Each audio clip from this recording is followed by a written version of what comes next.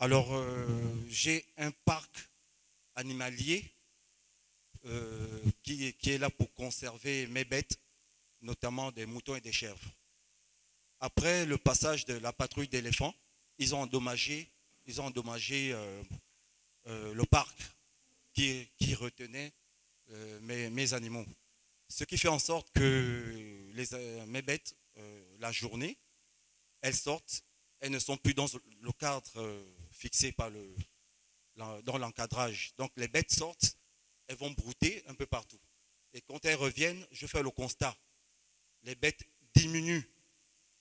Alors, à un moment, on a pensé qu'il y avait une organisation de, pas de braconneurs, pas de braconniers, mais peut-être des personnes mal intentionnées qui les capturaient. Donc, après une enquête, j'ai découvert que j'étais envahi, donc tout autour de ma ferme, envahi par un nouvel arrivage de bois et de pitons. Donc, je l'ai découvert malheureusement parce que lorsque les dames allaient chercher des produits à proximité de ma ferme, dès qu'elles sont revenues en courant, euh, elles me disent qu'on a vu un type. Je dis un type, oui, un reptile gigantesque avec un ventre ballonné. Je dis, mais comment est-ce possible? C'est la deuxième fois que j'entends ce genre de témoignage. Et quand je fais des enquêtes, je découvre malheureusement que je suis euh, à la frontière avec une bande de pitons et de bois. Alors, depuis quelques temps, lorsque mes bêtes rentrent en soirée, je compte le nombre de mes bêtes. Et c'est en constance, c'est décroissant.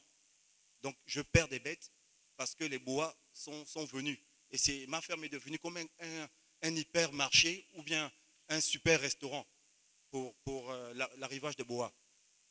Donc, malheureusement, je n'ai pas l'équipement pour lutter contre cette invasion. Et là, en même temps, je me pose des questions parce que les vacances, lorsque les enfants viennent sur ma ferme, je ne sais pas, avec tous ces bois qui sont là au bord, j'essaie de protéger mes bêtes.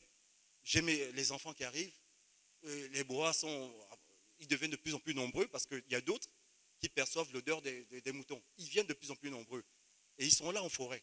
Et moi, quand je suis dans la forêt, je guette, je ne les vois pas, mais eux, ils me voient. Donc ça, c'est un problème que je tenais à souligner.